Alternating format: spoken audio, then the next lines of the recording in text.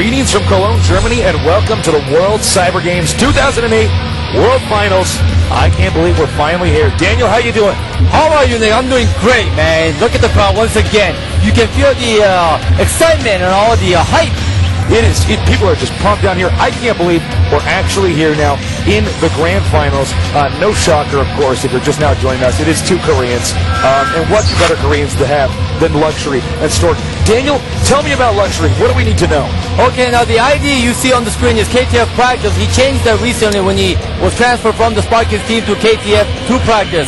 So you should get to know his new ID, Practice. And Luxury, of course, is one of the top 3 zones we have in Korea. He's very good. And on this map, he doesn't have the best record. He does have 1 win and 4 losses. So that's one thing to look out for during his match. Hopefully he got his eyeballs massaged enough there. I saw him doing that for a little bit. Probably trying to get in the zone right now. The winner here will take home a lot of money. I actually have the prize money in front of me right now. But and here is Stork.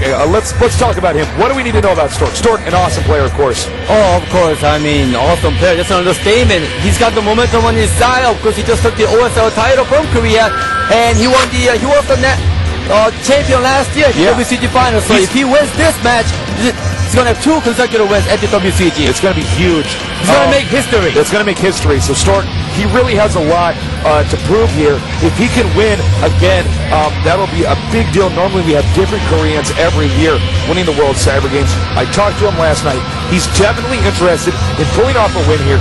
So he's definitely got some really good build orders coming up here. But of course, Luxury wants to prove him wrong. All right, now let's take a look at the map. Our map is going to be right of Valkyries. Daniel Lee, what is this map like? It's a 2-player map, and of course, I've said it in the past, you have 3 layers on the map, and you have to fight very hard to get onto the middle of the map, because if you lose that position, you're going to have to fight from the low ground, which is not good.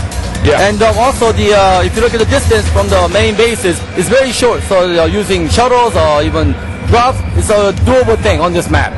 Yeah, they are in very close proximity. So that's going to be a pretty interesting map to see how the players are going to play it out. Will they do an intense rush? We're going to find out here in just a little bit. We're going to have a graphic coming up here in a minute or 2. So get ready, and then we're going to be back with some more StarCraft action.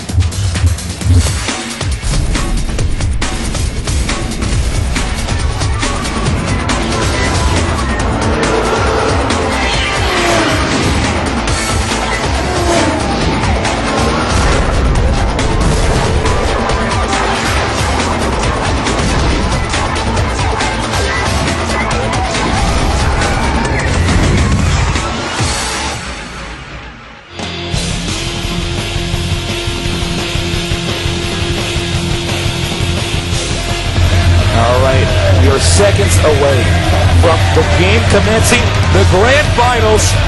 I can't believe we're here. I really can't believe we're here. Well, you punch me and see for a dream, Nick. It's so awesome. Oh, it is. All right, head to head, Luxury and Stork. I don't know who's going to win this.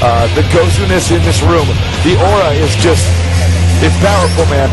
These guys are the best of the best. They've already eliminated every non-Korean in their path. And of course, Jaedong was eliminated by Stork. So I think this is going to be a really thrilling match to see here. They have their build orders practiced. They know what they're going to do. It's going to boil down to execution and nerves. And by the way, you can bet on all this and more at xlbet.com. And if you want to see any more casting by me, check it out at www.gometv.net. If you want to see any more casting from Daniel, check him out at sc401.com.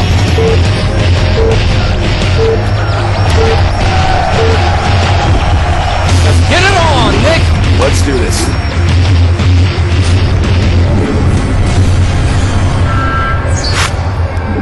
History is about to be made. The WCG title, a very sought-after title to win here. You are representing your country. Yeah. So, of course, it's such an honor to win the title.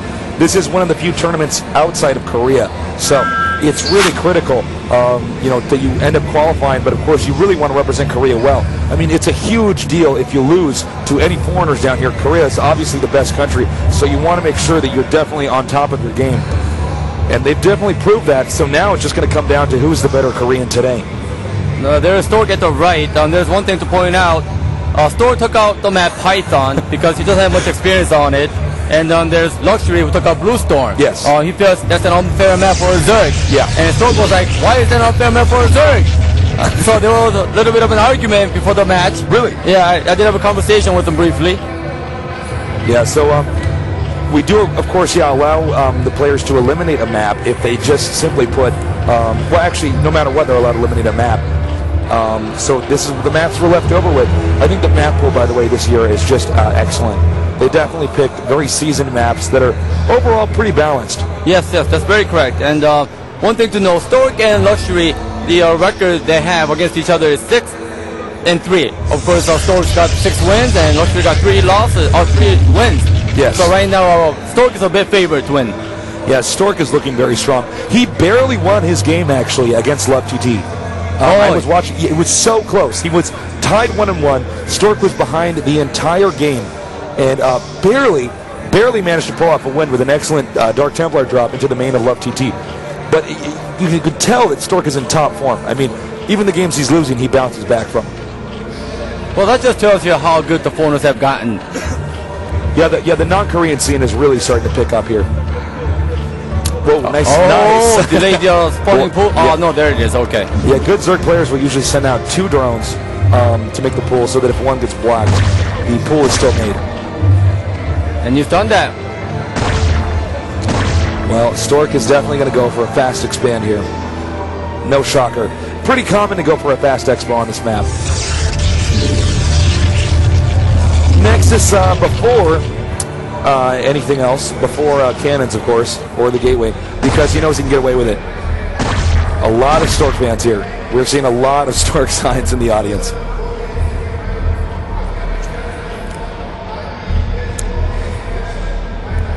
Well, so far, this is a pretty standard game.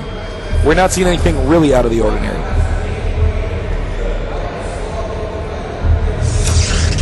There's the first cannon. And looks like Luxury is going to go with a pretty standard opening here. He's going to go for the triple hatch. We can see some great power fights on the game today. You can see the build of order, which is very, very solid and standard. Yes. So we can see some exciting fight, and it could very well go into a late game. Yeah, I'm expecting a late game here. Now, you want to bear in mind here, the island and the very north expansion are the only expansions that are pretty much shared. So there's probably going to be a lot of battling going on there if we do go into the late game. By the way, cheers to all the community sites. We're glad you guys tuned in, especially Team Liquid. Looks like the probe transfer is going to be late here from Stork. Oh, got that probe out of the way. Oh man, he lost that fast. Oh, he did. Wow. 2 Zerglings. That's a bit of a shocker. Oh. And we're going to see fast layer hit from Luxury. There's a chance we're going to see the Hydralisk Den here very soon. Although, you know, it's always possible Luxury could go for Mutalisks. You know, getting the Spire up here allows him to control that island. Luxury does have one of the best Muta micros. Yeah, it's pretty scary, to be honest. And yeah, we're going to see an economic game here for at least the time being. The Lings are popping out now. Man, it is packed in here. Damn. Every seat is filled, Nick. Yeah, every seat, every single seat. I mean, I can even see people standing there. It's so full and unbelievable. Maybe we should give up our seats. Yeah, Nick. we should give up our seats. We'll stand up. I'm going to be standing in a minute here anyways.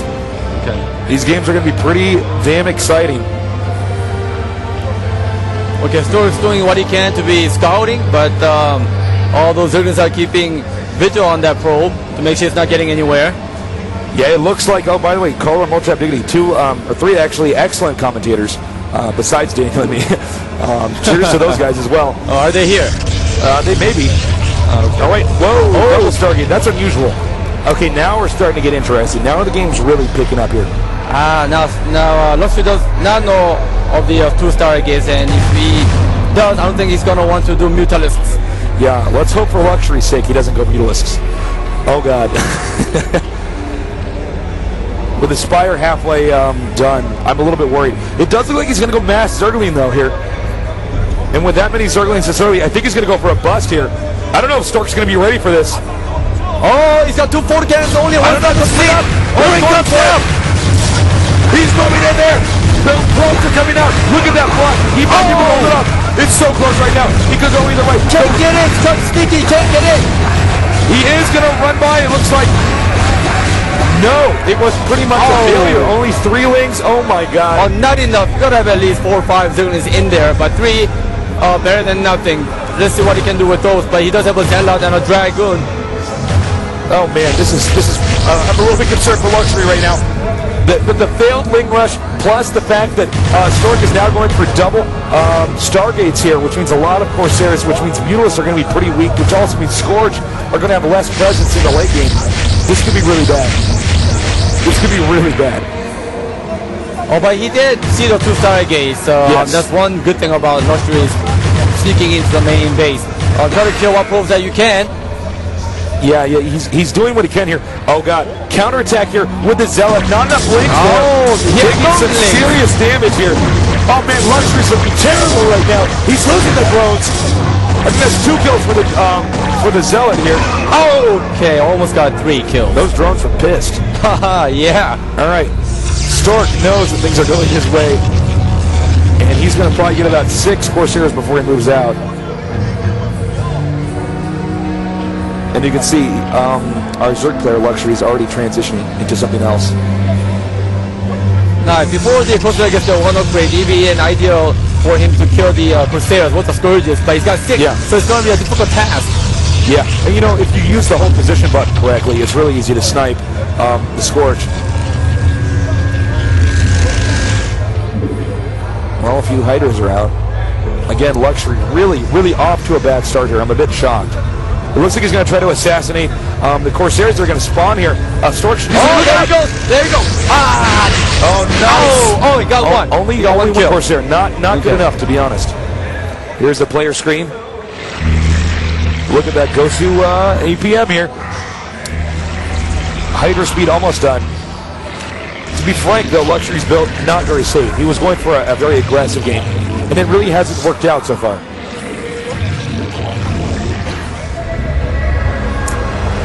Oh man, okay, well here come the Corsairs. Now here's Stork's game plan. He's going to fly a lot of Corsairs through the main. He's going to force the Hydralisks to stay back and defend. Meanwhile, it's basically going to be a lot of Overlord harassment. Now, Luxury cannot afford to lose that many Overlords. He's already behind. He can't afford to lose anymore. Now those Hydralisks is going to have to do some harassment and some damage before the Reaver gets out. And because once the Reaver is in place, it's very difficult for him to pull it off. Yes. He's going to have to change his gameplay once again. Well, the Reaver's about a minute away from being out. Really tough situation here. And he's doing a pretty good job of keeping his Corsairs alive. You can see, yeah, he's hitting the Overlords up here at the top left. And it does appear as though Stork is not aware of their location. The shuttle's out. Okay, this could be huge. He's going to attack getting second now. And if he gets in there before the Reaver's out, this game could end right now. Luxury has to pull this off. There he goes. He wants to get in there before the Reaver gets down. This is a good decision by Luxury. This is his chance right now. This is it. It's now or never. He has to He has to do it. He doesn't want to win. Put it on. Luxury might win with a solid move here. He was behind before, but he's really doing good now. He's taking out all the cannons. I don't think that's it. Oh, GG. Wow. Oh, this is the timing on the attack. That was brilliant. Great timing. And I'm shocked. Yeah, Stork got a little bit, he underestimated him after the Zerglings failed. Man, I can't believe he bounced back like that. That was just so awesome. Luxury. He was so behind. He lost a few drones. The Ling Rush failed. But that timing attack, I mean, that Reaver was literally about 5 to 6 seconds from spawning. Right. And he just got in there, carved a hole.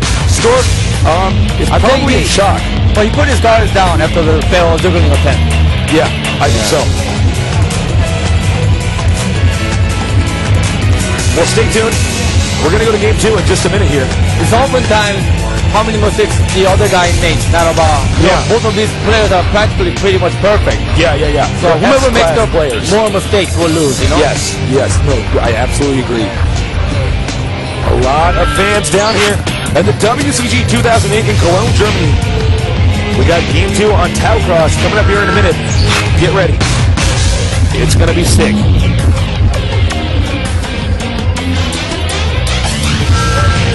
Germany. I gotta say, I love it here.